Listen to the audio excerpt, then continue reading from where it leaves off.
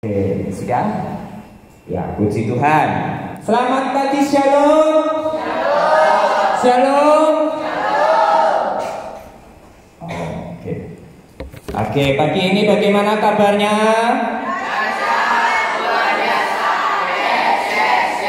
Oke, puji Tuhan, tepuk tangan sekali lagi untuk Tuhan Yesus Kristus. Pagi hari ini kita mau bicara tentang sesuatu yang luar biasa, yang kemarin kita sudah merayakannya, merasakannya, dan bahkan menikmatinya. Ada yang bisa cerita dari gambar-gambar ini? Coba saya ingin tunjuk 1-2 orang ya. Bisa ada yang cerita? Oke, coba Yunike. Kira-kira dari gambar yang kemarin, dari gambar-gambar ini, apa yang kamu bisa cerita? 1-2 kata. 1-2 kata. Itu acara yang kemarin luar biasa misalnya. Atau apa? Ayo, Yunike. Apa yang kamu rasakan waktu tim misi atau tim dari tim Red HB datang ke Boas melayani kalian? Ada yang mau lebih dulu bicara apa yang kamu rasakan atau yang kamu dapatkan atau pesan apa? Ayo coba dari yang kecil yang nggak ikut seminar. Sobur. Oh, kayaknya Sobur mengalami sukacita yang luar biasa. Apa coba? Tim kemarin datang, apa yang kamu rasakan? Senang? Sobur senang atau tidak? Oh, biasa. Ya Bes, gimana ya Bes? Ya Bes, senang? Biasa. Oh biasa. Oh kebanyakan berkat Tuhan. Gimana Jen? Senang. Oh tepuk tangan. Gimana Esther? Esther ikut seminar ya. Esther peserta paling kecil kelihatannya. Dari semua peserta kelihatannya peserta paling kecil. Gimana rasanya kemarin ikut dari kamu datang dari hari pertama ya? Tanggal 15 datang. Guru Nuki kalah ya. Guru Nuki baru hari kedua. Ayo, apa rasanya? Sedang. Ada lagi? Dapat hadiah apa kemarin? Ada dapat hadiah? Sepanjang hari kemarin ada hadiah gak? Senang ya? Oke, ada lagi? Laki-laki, coba laki-laki Yohanes. Bagaimana perasaanmu menikmati berkat Tuhan yang luar biasa sepanjang berapa hari itu? 5 hari. Sukacita, tepuk tangan. Ya, apapun perasaanmu, saya cuma ingin mengingatkan betapa mereka dengan luar biasa memberi dampak untuk kita. Berarti kita harus melakukan hal yang sama. Amin. Amin. Mereka jauh-jauh dengan apa yang mereka punyai karena mereka bersyukur Tuhan Yesus baik dalam hidup mereka. Maka mereka mau membagi kebaikan kepada semua orang, khususnya di Indonesia, khususnya di Boas. Amin. Tepuk tangan sekali lagi untuk kemuliaan nama Tuhan Yesus Kristus. Ya, hari ini Guru Ruki mau mengajak kita kembali ke satu buku ini. Mungkin dari kalian yang ikut acara kemarin sudah pegang buku. Kalian bisa buka chapter yang ke-12 ya. Bagian yang ke-12 tentang tithe. Apa itu tithe dalam bahasa Indonesia? Apa itu tithe? Persepuluhan. Ya, silakan kamu yang punya buku boleh mengikuti karena saya ambil persis sama dengan apa yang ada di dalam buku. Ya, kita mau masuk bagian yang pertama. Coba buka Alkitab kita sambil di sebelah kanan bukumu, di sebelah kiri Alkitabku. Buka Alkitabnya sesuai dengan ayat yang tertulis 2 Korintus pasalnya yang ke-9, ayatnya yang ke-10. 2 Korintus pasalnya yang ke-9, ayatnya yang ke-10.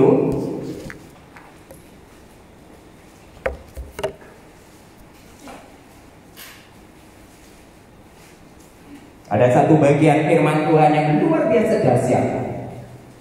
Kalau sudah ketemu, mari kita baca bersama-sama semua dari yang kecil sampai yang besar. Ya, sudah ketemu. 2 Korintus ada di dalam perjanjian baru. Ya, 2 Korintus ada di dalam perjanjian baru setelah kitab 1 Korintus dan 2 kitab setelah kitab Roma. 2 Korintus pasalnya yang ke-9, ayatnya yang ke-10. Ternyata tetap kelihatan. Sudah ketemu semuanya? Amin. Amin. Oke, mari kita dengan iman baca bersama-sama 3, 2. Iya.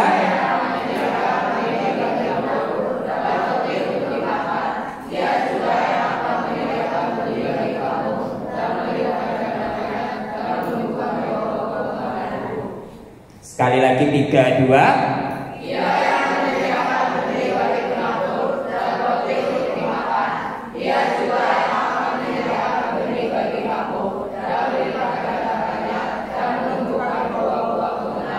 Di dalam Alkitabmu boleh kamu garis bawahi, selain ayat ini ada satu kata sangat penting. Kata apa itu? Benih yang ditabur. Ya, kata benih bagi penabur. Apa artinya benih bagi penabur ini? Tolong dibacakan. Apa itu benih bagi penabur? Ruth, coba. Apa benih yang ditabur? 3, 2. Ya, di dalam buku sih sampai.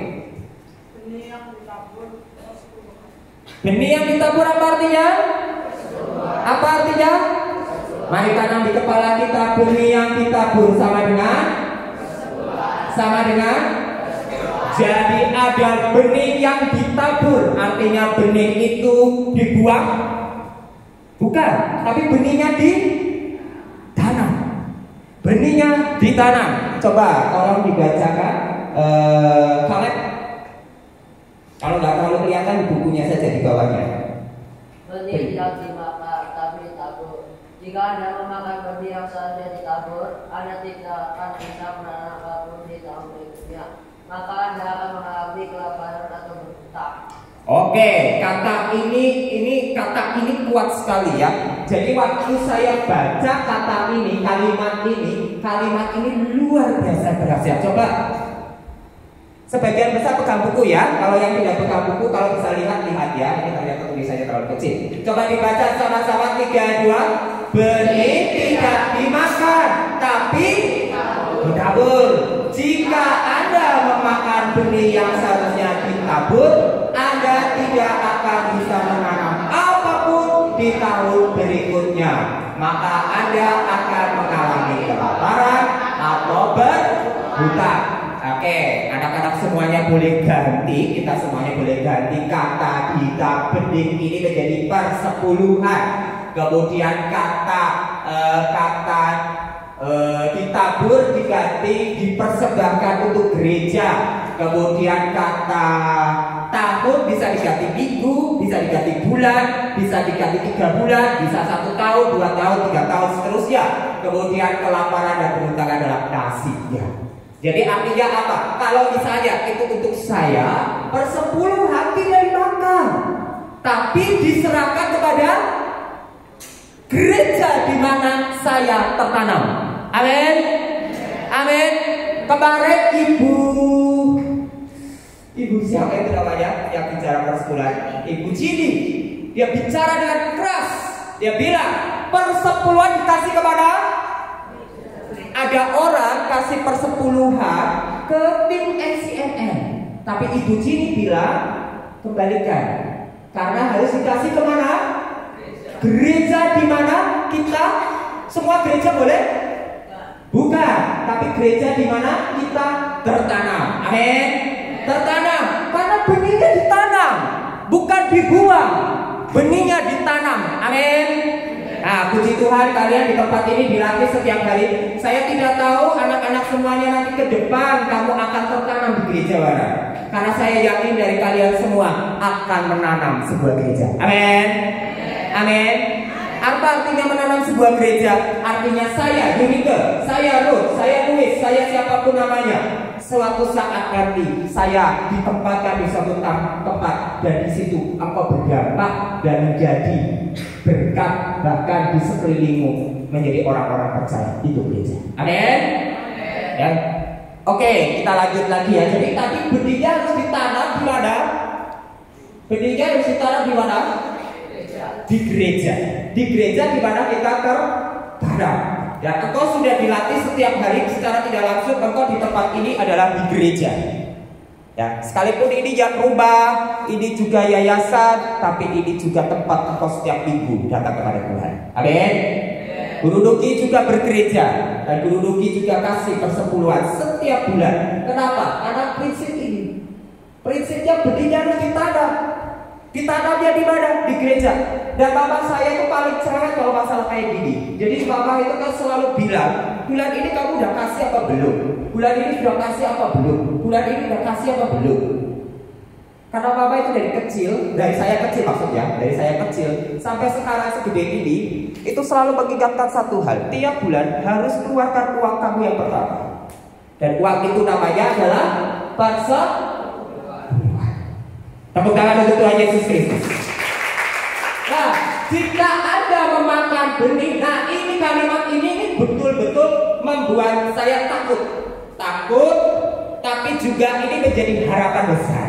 Karena kalimatnya juga jelas bilang, jika Anda memakan benih yang seharusnya ditabur, berarti kalau makan benih harusnya uangnya kasih ke gereja, uangnya diapain? Dipakai. Wah, dapat misalnya nih dapat uang jajan. Uang jajannya berapa kalian 10.000? Harusnya 1/10-nya berapa? 1.000. Tapi nanti aja lah 1.000-nya buat beli ini atau beli itu. Benar atau salah? Benar atau salah? Benar atau salah, David? Salah. Uang dapat 10.000 jajan harus kasih Tuhan dulu. Kasih Tuhannya berapa? 1.000 untuk Tuhan. Loh, Tuhan miskin? Karena Tuhan miskin? Bukan. Tapi karena prinsip yang pertama harus ditanam dulu. Loh, kenapa kalau nggak ditanam? Nanti kita lihat ceritanya ya. Kalau nggak ditanam kenapa? Karena Anda tidak akan bisa menanam apapun di tahun berikutnya, di bulan berikutnya, di minggu berikutnya. Contoh nih, ada banyak orang dikasih berkat. Saya kadang-kadang ini sama teman-teman saya. Wah, waktu kemarin ya bagi flowing. Saya juga ikut flowing. Terus dalam hati ada yang dapat uang segini, ada yang dapat uang segini, ada yang dapat 500.000, 700.000, 10 juta. Wah, kenapa Guru Nuki gak dapat? Ya ampun, saya duduk di sini gak dapat apa-apa. Ya sih dapat sih. Tapi maksudnya ada iri. Jujur, Guru Nuki ada iri. Tapi Tuhan langsung tampar saya. Apa tamparannya? Dia bilang, hei, ngapain kamu duduk di situ menanti-nanti uang? Kamu sudah dikasih lebih banyak dari apa yang kamu terima sekarang. Guru Nuki, maksudnya mama saya, adik saya sudah selamat dari COVID. Itu anugerah lebih besar dari itu. Amin. Guru Nuki dikasih hidup, mama masih hidup, berarti masih ada tugas yang besar di depan. Amin. Uang yang lebih besar dari puluhan juta yang diterima. Apalagi Guru Nuki masih bisa melayani kamu semuanya di tempat ini dengan sehat, sekalipun beberapa hari yang lalu sakit tapi masih diberi kesehatan. Hari ini masih bisa bicara dengan kamu. Ini lebih besar dari apapun. Amin. Dan kalian semua anak-anak saat ini luar biasa, dapat banyak berkat, hidup sehat, sukacita semua dari Tuhan Yesus saja. Amin. Amin. Jadi artinya apa? Anda tidak akan bisa menanam apapun kalau kita cuma fokus sama duit, harta. Kalau mungkin anak-anak sekalian di tempat ini mungkin ada yang belum berpikir tentang uang. Tapi saya yakin dan percaya ada banyak dari kalian berpikir tentang permen, kerupuk, gorengan, apalagi. Aku kok gak dapet uang aja cuma satu, itu timbang. Apalagi pikirannya, ada yang mungkin berpikirnya mainan gitu ya. Tiket. Semua mainan, semua berkat itu ditanam dulu. Suatu kali ada seorang anak kecil, mungkin pernah dengar ilustrasi ini. Ini bukan ilustrasi, ini cerita nyata. Kisah seorang anak sekolah minggu yang dia sangat miskin sekali dan dia tidak punya uang. Kemudian waktu anak-anak semua ngasih persepuluhan, anak ini maju ke depan dan memasukkan tubuhnya ke dalam kantong persembahan yang gedenya segentong. Kenapa? Ada yang tahu? Kenapa? Kenapa anak kecil ini masukkan tubuhnya ke dalam gentong itu? Ada yang tahu? Masa nggak tahu? Karena dia tidak punya satu pun. Wah, tapi dia mau kasih tubuhnya, hidupnya untuk Tuhan Yesus Kristus. Amin.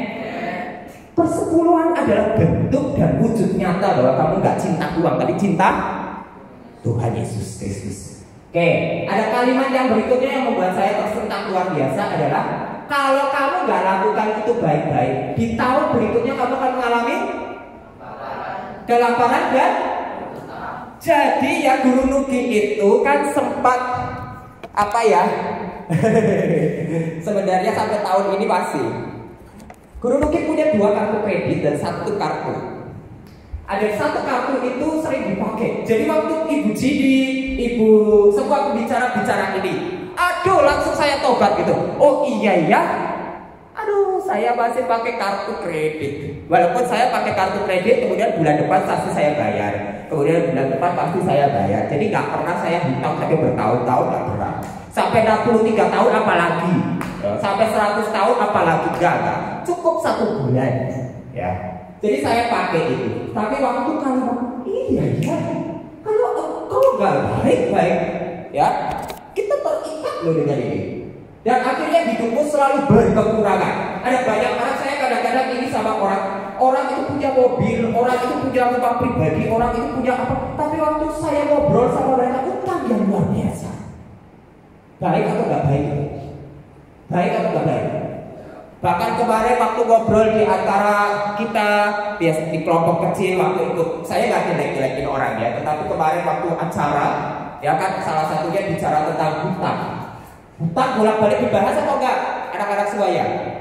Betul ya, kemarin dibahas bolak-balik ya, bahas bolak-balik. Jadi hampir semuanya kesaksiannya terikat hutang.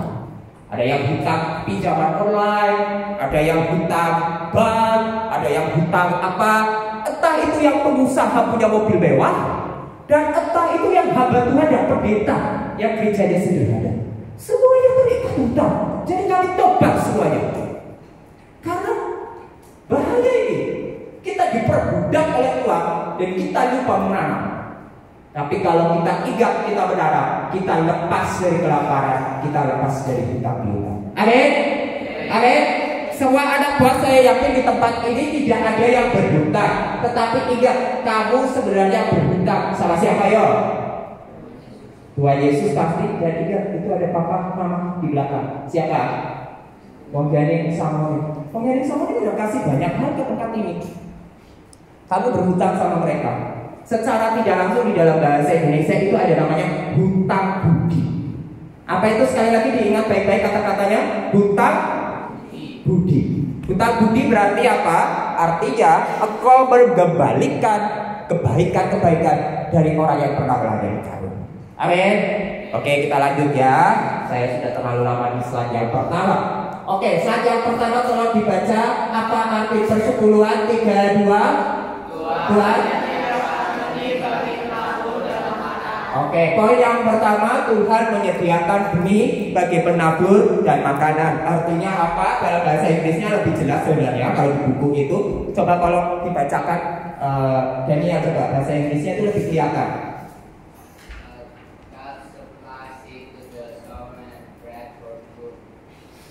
Apa? Oh. Coba diulang yang jelas. Supplies seed, benih,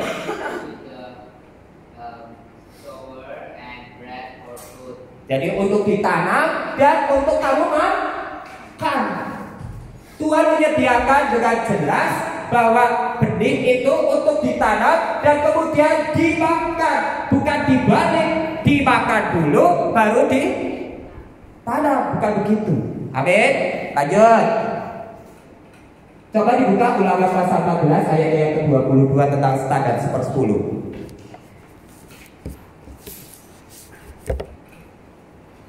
Ulangan pasalnya 14 ayat 22 semuanya dari kecil sampai besar.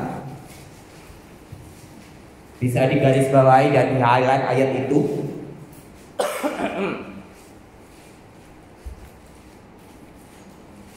Ulangan pasalnya yang ke-14 ayat sampai 14 ayat 22. Di sana ada perkataan firman Tuhan yang dahsyat tentang persepuluhan. Sudah ketemu semuanya? Amin. Amin. Mari kita baca sama-sama 3, 2. Haruslah.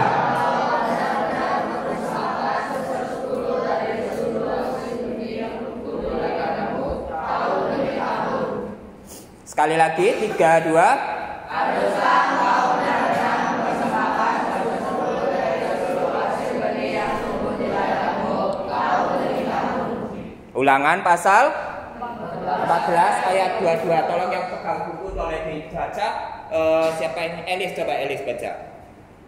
Standar pemberian persepuluhan adalah 1/10 dari uang yang Tuhan berikan. Jika Anda diberi gaji, Anda berikan 10 dari gaji Anda. Jika Anda memiliki bisnis, Anda berikan 10 dari lokasi bisnis Anda. Bukan hasil perjuangan Anda. Utang Anda tidak ada hubungannya dengan persepuluhan. Meskipun Anda punya utang, berikanlah persepuluhan terlebih dahulu sebelum dipotong utang. Amin. Oke, ini banyak yang sampai hari ini banyak gereja dimanapun bahkan orang Kristen masih sering berdebat dengan ayat ini. Mana lebih baik, pilih 1/10 atau pilih semua hartanya kasih gereja? Ayo angkat tangan. Mana lebih baik 1/10? Kalau 1/10 boleh angkat tangan. Atau semua harta saya kasih aja ke gereja? Yang mana? Kenapa? Coba. Karena banyak orang sering berdebat ayat ini. Tapi kemarin di seminar sama juga yang tentang 5K. 5K itu buat saya cukup empowering ya, sangat mendorong betul. Apa coba? Kenapa 1/10 ini penting? Dan kenapa kita sebenarnya nggak perlu lagi diskusi tentang 1/10? Kenapa coba? Sekarang saya tanya, kalau Tuhan gak kasih aturan 1/10, kamu dikasih perintah serahkan uangmu kepada Tuhan, bingung gak? Bingung gak? Mau serahkan berapa coba? Sekarang saya mau tanya, misalnya ada perintah ayatnya bukan 1/10, ayatnya begini, haruslah engkau benar-benar mempersembahkan hartamu dari seluruh hasil benih yang tumbuh di ladangmu tahun demi tahun. Mose kira-kira dengar ayat itu, yang kamu mau kasih berapa? Bingung ya? Nggak ada patokannya ya berapa ya? Berapa timbo kira-kira? Tapi kalau ditulis 1/10, jelas atau nggak jelas? Jelas, sangat jelas. Kayak kemarin juga. Kan kemarin saya tanya Ibu Li di sebelah saya kan, kita satu kelompok. Jadi saya tanya, jadi dari sejak acara pertama kan selalu diputar ada namanya video ya, video itu. Wah, jadi saya lihat video itu sambil tanya, itu video apa? Tentang apa? Oh ternyata itu sebuah gerakan, movement apa? Movement yang bajumu pakai itu sekarang 1, 2, 1. Artinya satu punya saya, satu kasih orang. Jadi waktu dengar kata itu, terukur ya. Satu saya, satu orang lain. Terus ada 5K. Kasihnya kemana? Sampai 5 km. Oh saya mau kasih persembahan untuk semua orang di dunia. Bagus atau enggak? Bagus. Tapi dilaksanakan gak kira-kira? Kira-kira bisa dilaksanakan gak? Kenapa? Terlalu impossible. Tapi kalau 5K 5 km, oke, kita hitung ukur 5 km 1, 2, 3. Oh sampai di sana, sampai rumahnya Pak siapa misalnya Pak siapa itu namanya? Misalnya Ibu Sudia atau Pak siapa jelas. Ukurannya jelas atau tidak jelas? Jelas. Amin. Jadi ketika kita mempersembahkan kepada Tuhan juga ada ukuran yang jelas. Jangan cuma bilang, oh saya, banyak orang itu luar biasa hiperbola. Ya guru Nuki mungkin juga kadang terjebak di dalam hiperbola. Kita kadang ngomongnya, saya mau mempersembahkan diri saya untuk Tuhan. Saya akan mempersembahkan seluruh harta saya untuk kemuliaan Tuhan. Ya benar apa enggak? Berapa yang kamu mau kasih? Tapi dengan 1/10 ini, engkau jelas memberikan 1 bagi 10 dari seluruh yang kamu punya. 1/10 dari 10.000 tadi berapa? 1.000. Dari 100.000 itu berapa? 10.000. Dari 1 juta itu berapa? Dari 10 juta itu berapa? Ukurannya jelas. Sehingga waktu saya kasih 1 juta uang saya sebagai benih yang ditanam pertama, ini jelas, gak dikurangi, gak ditambahkan, tapi jelas. Sekalipun ini mau bicara tentang, ini nanti bukan bicara patokan cuma sesederhana itu ya, tapi ini bicara tentang komitmen kita awal. Amin. Mau kasih persembahan lebih dari 1/10 boleh atau tidak boleh? Boleh. Bahkan di gereja saya ya ada latihan. Jadi kami ke jemaat, semua jemaat wajib kasih 1/10. Tapi semua pelayan Tuhan dan para pemimpin, baik itu yang full timer, mau full timer tahu ya, artinya yang hidupnya dari gereja, dan yang bukan full timer, karena kalau di GMS itu ada 2 hamba Tuhan. Jadi 2 hamba Tuhan artinya pemimpin yang dia masih bekerja dan tidak dapat uang dari gereja, tapi dia menjadi pendeta, atau dia yang pendeta full hanya dapat dari gereja, wajib kasih 30%. Kenapa? Loh, kamu paksa jemaatmu 10%, pemimpinnya nggak kasih contoh. Apa artinya? Jadi ini tiap gereja beda-beda ya, aturannya beda-beda. Tapi komitmen awal bahwa aku mempersembahkan untuk Tuhan 1/10 itu adalah bagian terbaik dalam hidup kita. Amin. Amin. Oke, lewat ya. Ada yang mau bertanya? Jelas ya. Pulang dari sini, hitung hartamu, uang sakumu, uang jajanmu, dan sekali lagi persembahan tidak berhenti di uang. Barang yang kau punya itu pun adalah persembahan. Karena kalau kamu terima berkat, kamu serahkan kepada Tuhan, itu juga penting. Amin.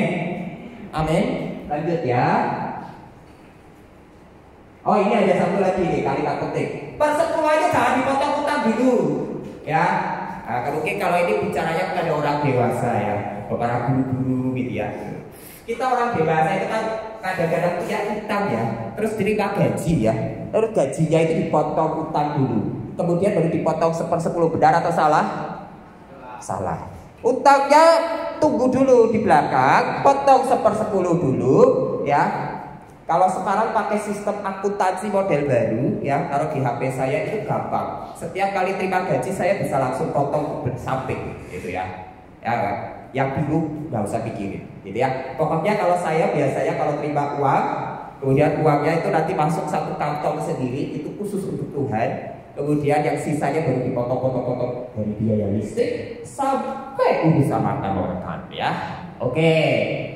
Mari Anda terapkan di dalam hidupku ya. Lanjut berikutnya, Imamat pasal 27 ayat 30. Imamat 27 ayatnya yang ke-30, dibuka Alkitab ya. Waktunya berjalan begitu cepat dan saya masih slide yang ketiga, jadi saya akan cepat-cepat ya, karena slide ini akan berhenti di slide yang kelima kalau nggak salah.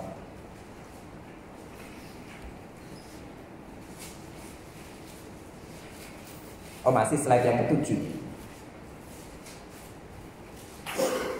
Imamat pasal 27 ayat yang 30, mari dibaca bersama-sama.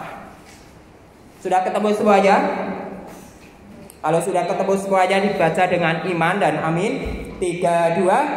Demikian juga segala persembahan persepuluhan dari tanah, baik dari hasil benih di tanah maupun dari buah pohon-pohonan, adalah milik Tuhan. Itulah persembahan kudus bagi Tuhan. Amin. Oke, saya jelaskan dengan cepat. Persepuluhan itu kudus dan milik Tuhan.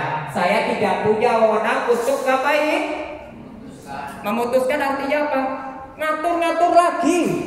Banyak orang ngatur-ngatur lagi. Nah, saya kan dengar anak-anak yang kecil-kecil ini kalau kasih persembahan ke Boas, mungkin tidak tahu berapa jumlah uangnya. Tapi saya mau kasih tahu caranya, gampang. Coba tanya sama siapa yang biasanya atur persembahan. Anak-anak siapa yang biasanya atur persembahan? Hah? Loh, kok bingung? Saya cuma nanya, siapa? Kamsen atau siapa? Coba tanya. Misalnya Ruth nih tanya, tabunganku berapa? Kang Sen, tabunganku 100.000. Kang Sen, aku mau kasih 200.000 untuk puas misalnya. Tapi tabungannya cuma 100.000 ya. Oh lupa 20.000 misalnya. Bisa nggak? Bisa. Amin. Bisa. Walaupun aku tak pegang uang, tapi aku bisa hitung uangnya, benar? Ya, jadi tidak ada alasan. Aku nggak ngerti persepuluhanku. Kenapa saya tahu? Kemarin ngobrol sama Guru Jo, katanya anak-anak tidak tahu persembahan. Ini. Lah, aja dong. Tanya. Saya punya uangnya berapa? Saya bicara sama yang atur uangnya. Kemudian, jadi kau ada rasa belongingness. Belongingness itu apa ya bahasa Indonesia? Memiliki. Ini milikku dan ini kuberikan kepada Tuhan. Nanti itu kalau terus-terusan seperti itu akan menjadi kebiasaan yang baik di masa depannya. Amin. Ya, lanjut lagi ayat yang berikutnya ya. Ayat yang berikutnya, Bilangan pasal 18 ayat 21 dan 24 dibaca bersama-sama. Ayo buka Alkitabnya. Bilangan. Ayo 1, 2, 3. Ini kok malah yang depan nanti lesulung live. Ayo Bilangan pasal 12. Bilangan pasal 18 ayat 21 24. Sekali lagi setiap ayat-ayat ini penting, bisa di-highlight, digarisbawahi, dan ditanamkan di dalam hidupmu. Sehingga waktu kamu besar nanti, waktu kamu sudah mandiri, kamu tetap ingat ayat ini.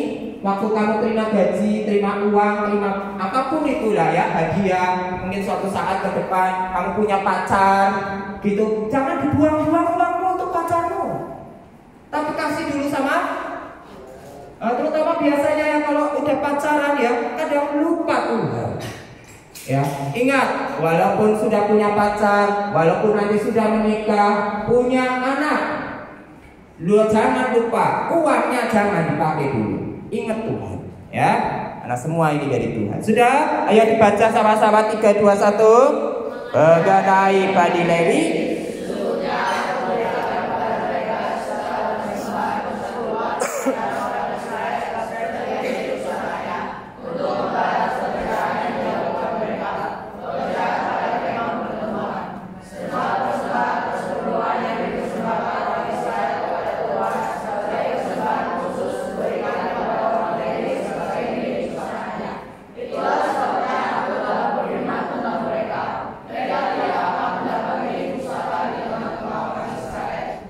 Oke, amin. Ya, ini tentang penjelasan dari ayat kenapa sih kasih persepuluhan. Persepuluhan itu berarti kita menanam benih. Benihnya ditanam di mana?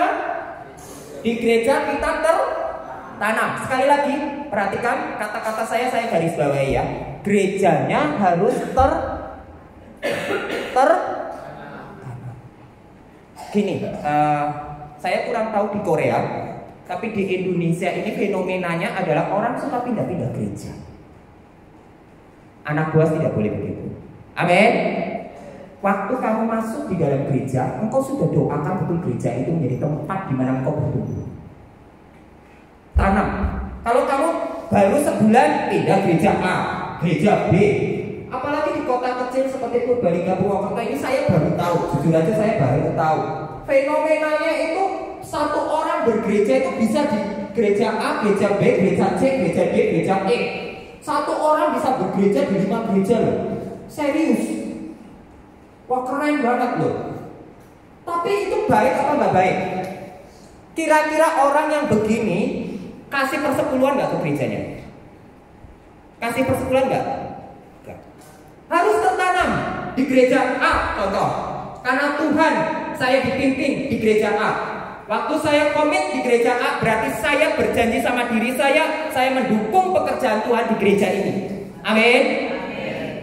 Artinya apa? Saya bukan cuma mendukung gereja ini, saya melayani di situ, saya bantu banyak hal. Apalagi kalau gereja itu punya pekerjaan misi, dia melayani orang miskin, dia melayani banyak hal. Engkau di situ turut campur dan bekerja. Amin.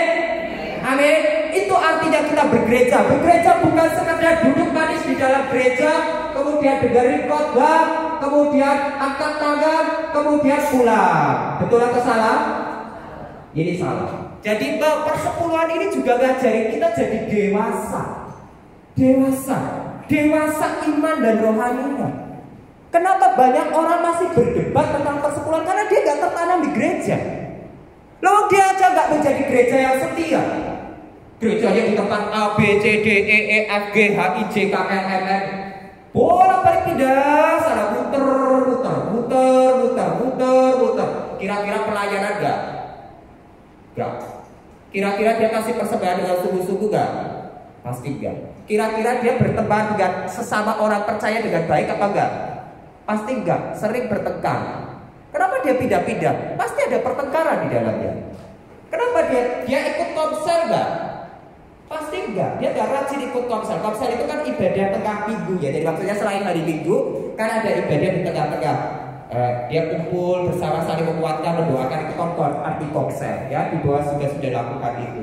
Jadi kenapa mereka nggak aktif seperti itu? Karena bukan mengerti artinya itu ya. Oke, lanjut.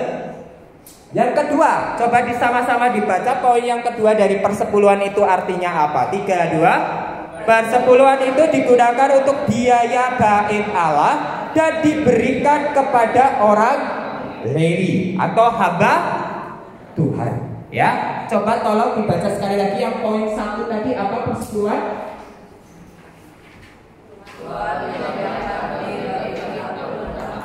Tuhan sudah kasih benih. Benihnya ditanam, sisanya dimakan. Oke ya. Benihnya ditanam, sisanya dimakan. Tolong jangan terjebak kata-kata saya. Kan saya sudah kasih persepuluhan. Jadi kalau uang saya 1.100.000 untuk gereja, sisanya 900.000 dimakan semua. Itu nanti belajar lagi di mungkin tema yang lain ya, ada di buku itu. Kemarin Ibu Jini atau kalau nggak salah, ya mungkin Ibu Jini ya, dia juga bicara uangnya tetap, misalnya kalau misalnya nih 1 juta, uang 100.000 jelas untuk Tuhan sudah ya. Kemudian ada persembahan untuk misi, persembahan untuk orang miskin, mungkin persembahan apa lagi, pembangunan. Disiapkan juga di situ. Mungkin habis berapa? 200 sampai 300.000. Kemudian untuk makannya jangan diubah-ubah. Misalnya saya biasa makan tiap bulan berapa? 500.000. Ya 500.000 tok. Loh kenapa? Karena sisanya bukan milik kamu, tapi miliknya orang lain. Bukan milik Tuhan lagi, tapi milik orang lain yang dititipkan ke kamu. Ya, itu nanti ada di tema yang lain kalau tidak salah ya. Yo, sekarang coba dibuka Maleakhi pasalnya yang ketiga. Ayatnya yang ke-7 sampai 12. Ini ayatnya agak panjang, tapi saya pikir perlu dibaca. Ini udah bagian masuk terakhir ya, dibaca semuanya. Mulai dari Seva ke samping. Baca coba satu-satu ayat. Sejak zaman yang goyangmu, kamu telah menyimpang dari ketetapanku dan tidak memeliharanya. Kembalilah kepadaku, maka aku akan kembali kepadamu. Firman Tuhan semesta alam. Tapi kamu berkata, dan cara bagaimana kami harus kembali. Lanjut. Manusia menipu Allah, namun kau menipu aku. Tetapi kau berkata, dengan cara bagaimana apa yang menipu kau, mengenai persembahan dan perilaku. Terus, ini ya, yang punya buku aja. Kamu telah kena kutuk, tetapi kamu masih menipu aku, ya kamu seluruh bangsa. Terus, seluruh persembahan itu dalam bendaharaan, saya ada pekerjaan, makanan di rumahku dan aku. Tuhan semesta alam, maka aku bukakan bagimu tingkap langit dan memulakan berkat kepadamu sampai berlimpah. terus,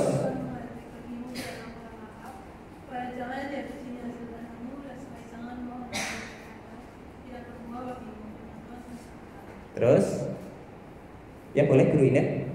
Maka segala bangsa akan menyebut kamu berbahagia, sebab kamu ini akan menjadi negeri kesukaan firman Tuhan semesta alam. Amin. Sebuah ayat yang luar biasa ya.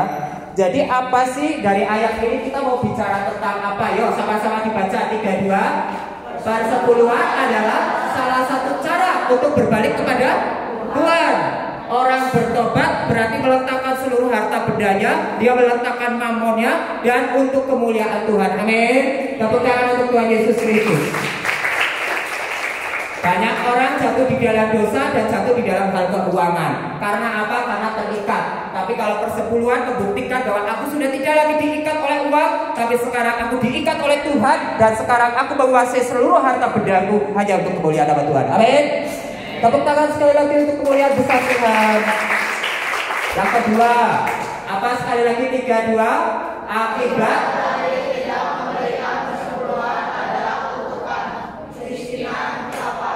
maaf, saya bukan sedang mengatakan orang miskin semuanya tertutup. Tetapi faktanya banyak orang punya uang pun sebenarnya jatuh miskin. Karena dia terikat dengan mamon, terikat dengan hutang. Berarti dia lebih miskin dari orang miskin bukan? Kalau misalnya dia punya mobil nih, mobilnya Alphard, rumahnya 1 miliar. Siapa yang anak-anak boas itu kalau diajak jalan-jalan pasti langsung itu mobilmu tuh. Ya nanti yang ditunjuk mobilnya apa? Mobil yang gede gitu ya. Terus nanti kalau ada rumah misalnya tingkat 10 gitu, oh itu rumahku itu gitu ya. Amin. Guru Lukin suka bilang amin. Tapi ingat, jangan pakai uang berhutang. Amin. Punya rumah besar boleh, punya mobil besar boleh. Kalau Guru Luki mimpinya nggak segede itu sih ya. Cukup punya 1 rumah, punya 1 kendaraan, bisa pakai untuk melayani sampai ke desa-desa. Amin, itu cukup. Oke ya. Tapi itu berhenti di situ. Tapi ada orang punya seperti itu semuanya. Ternyata hutangnya, ya ampun, sampai saya geleng kepala. Hutangnya seperti yang kemarin dicerita sama Ibu Cini, hutangnya 63 tahun, hutangnya 100 tahun, bahkan kemarin ada yang hutangnya 600 tahun kalau nggak salah ya. Itu berapa generasi tuh ya? Dia mati, anaknya lanjutin cucunya, cicitnya, waduh bawahnya lagi siapa itu? Berarti orang yang terikat dengan hutang, dia sebenarnya lebih miskin daripada orang miskin. Betul atau tidak? Betul atau tidak? Mobilnya mewah tapi utangnya banyak, baik atau enggak? Hati-hati. Ini yang disebut dengan kutukan. Jadi hati-hati, saya bukan lagi mau ngomong nanti kamu pergi keluar boas melayani orang miskin, kamu bilang ini orang miskin terkutuk kayaknya ya. Enggak. Maksudnya ayat ini adalah bilang bahwa ketika engkau terikat ya, mungkin iya, tapi biarkan itu diam di dalam hatimu dan doa. Mungkin iya, tapi Tuhan Yesus juga bilang jangan pernah hakim. Tapi ingat sama diri sendiri, aku terikat gak dengan kutukan ini? Ya, karena orang yang orang yang terikat dengan harta pasti tidak kasih persepuluhan, dan orang yang tidak memberikan persepuluhan tidak ada hidupnya di dalam kutuk kemiskinan dan kelaparan. Ya, ada orang kaya betul-betul kelaparan. Percaya? Percaya apa enggak? Percaya enggak? Kalau nggak percaya, kalau dia punya sakit diabetes, dia kelaparan. Orang kaya banyak kena penyakit diabetes. Diabetes tahu? Sakit gula. Sakit gula itu nggak boleh makan nasi. Nggak boleh makan nasi. Jadi dia harus kasih suntik dulu untuk bisa makan, dan itu pun tidak boleh banyak. Sekarang punya uang 1 miliar, kalau dia susah makannya, bagus atau nggak bagus? Itu baru 1 penyakit. Belum masih banyak penyakitnya orang kaya yang lainnya. Lain lagi berikutnya ya. Kenapa saya bilang ini? Maksudnya saya bisa bicara juga bahwa orang yang betul-betul miskin juga mungkin ada di dalam kutukan. Tapi saya mau menegaskan bahwa kutukan itu artinya terikat sampai kau tidak bisa gunakan harta bendamu. Berikutnya 3:2 sama-sama dibaca. Persepuluhan adalah titik balik antara berkat dan kutukan. Dulu saya diikat oleh harta benda, saya diikat oleh jajanan, saya diikat oleh apa lagi? Mainan. Saya cuma sibuk meminta. Ingat, anak-anak boas adalah anak-anak yang memberkati, bukan ya minta. Jadi karena saya hidupnya cuma minta, tapi sekarang saya mau tobat. Buktinya tobat apa? Semua yang pernah saya terima dipersembahkan untuk Tuhan. Dalam bentuk apa? Persepuluhan. Amin. Itulah berkat Tuhan, ya. Berkat Tuhan itu akan ditambah-tambahkan. Nanti mungkin ada di tema yang lain tentang pelipat gandaan. Karena di tema ini tidak bicara itu. Tapi saya percaya, anak Tuhan percaya, kalau Tuhan kasih, kalau kita kasih betul-betul dengan komitmen yang betul-betul cinta Tuhan, kasih persepuluhan, berkatnya gak akan kemana-mana. Guru Nuki rasakan itu. Amin. Amin. Guru Nuki tidak berkelimpahan harta karena memang tidak minta. Serius, karena Guru Nuki tidak minta. Kapan-kapan coba. Tapi maksudnya Guru Nuki tidak berkelimpahan harta, tapi Guru Nuki tidak pernah sampai kelaparan dan kemiskinan. Amin. Kuncinya cuma satu, kasih Tuhan dulu. Ya, lanjut. Berikutnya, ya.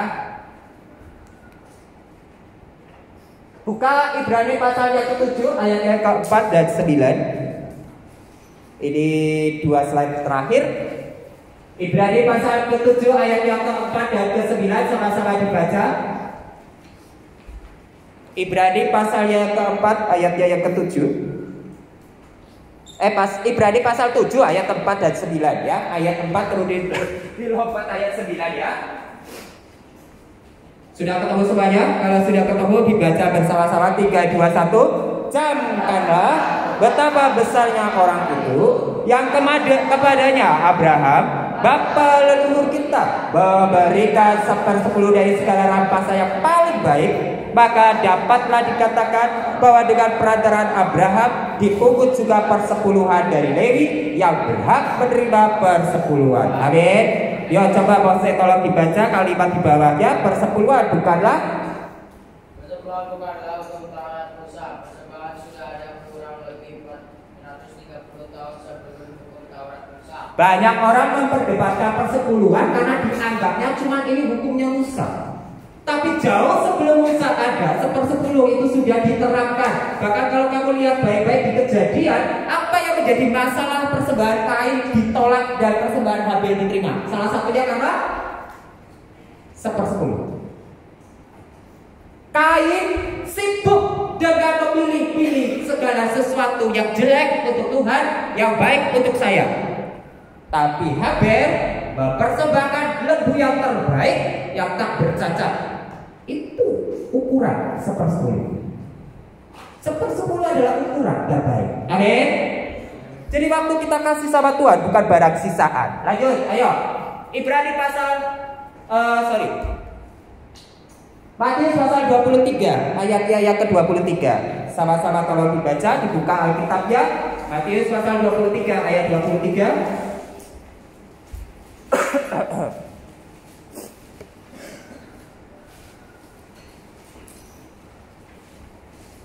Matius 23 ayat yang 23. Sudah ketemu semuanya? Kalau sudah dibaca bersama-sama 3, 2, celakalah.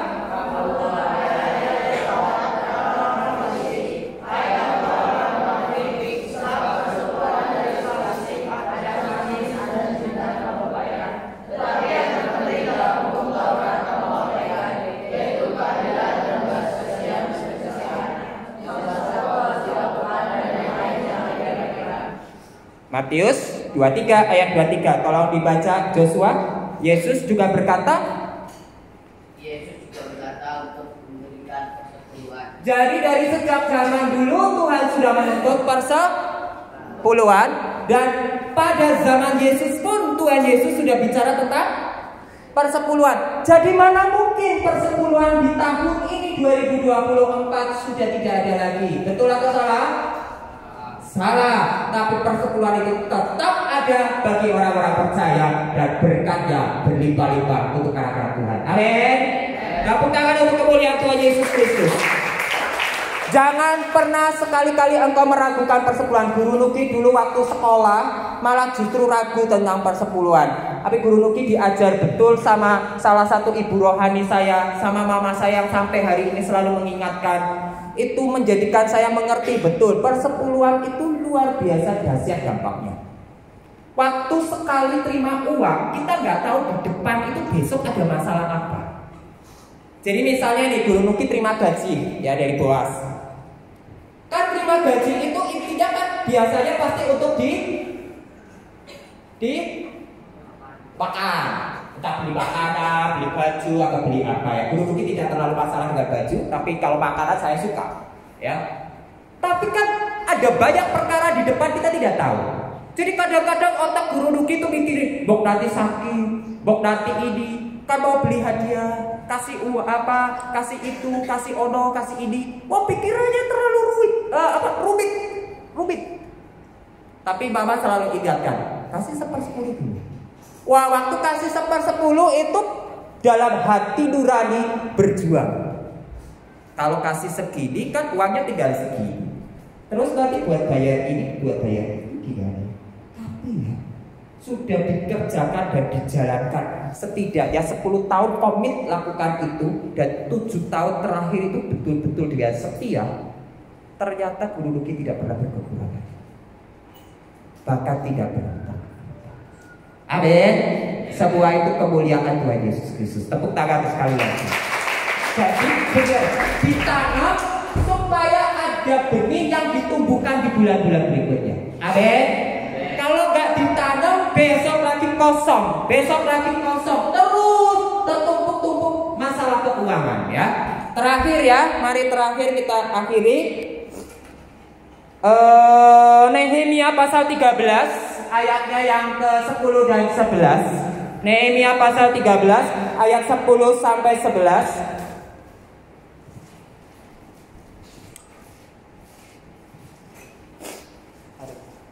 Nehemia pasal 13 ayat 10 sampai 11.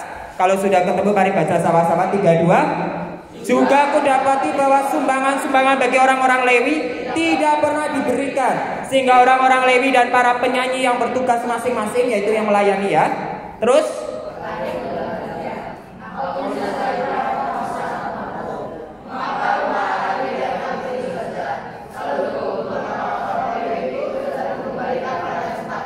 oke, coba tolong dibaca terakhir Kisah kalimat di bawahnya. Apa itu? Akibat lanjut. Persepuluhan adalah benih yang harus ditanam dalam sebuah janji. Jika saya menanam persepuluhan, saya akan diberkati dan gereja juga akan diberkati. Amin. Kenapa gereja tidak bertumbuh belakangan ini? Salah satunya jemaatnya pelit. Tapi kenapa gereja itu bisa berkembang dengan pesat gak usah ini? Mungkin karena jemaatnya dididik dengan benar untuk memberikan persepuluhan. Amin. Jadi kalau kamu perhatikan di seluruh dunia ini, gereja itu macam-macam. Ada jemaat yang setia memberikan persepuluhan, sehingga gereja itu bertumbuh dengan baik, melayani dengan baik, punya pengaruh yang besar. Tapi ada gereja-gereja yang sangat kasihan sekali. Karena apa? Jemaatnya perlu. Jemaatnya mikirin diri sendiri. Anak-anak Boas, engkau sudah diberkati luar biasa di tempat ini. Amin. Siapa yang di sini sudah merasakan betapa dari sejak saya kecil sampai hari ini sudah besar dapat berkat yang berlimpah-limpah? Angkat tangannya. Artinya apa? Dari hari ini, dari kemarin, dan akan besok, engkau harus betul-betul memberikan persembahan dengan betul-betul sadar. Amin. Sadar artinya gini, saya tahu saya berikan ini 1/10, dan saya tahu saya akan dipakai oleh Tuhan dengan luar biasa dahsyat suatu saat nanti. Karena engkau besar, engkau nanti suatu saat mandiri, bukan cuma sekedar hidup mandiri, tapi satu, hutang budi kepada rumah Boas. Yang kedua, dipakai Tuhan melayani banyak orang-orang yang membutuhkan. Amin. Terakhir gambar ini, ingat ya, 5. Oke. Karena Yesus sudah mengasihi saya, maka Yesus juga mengasihimu, semuanya ya. Oke, mari kita tutup. Tim Maranatha tolong bisa maju ke depan. Kita akan akhiri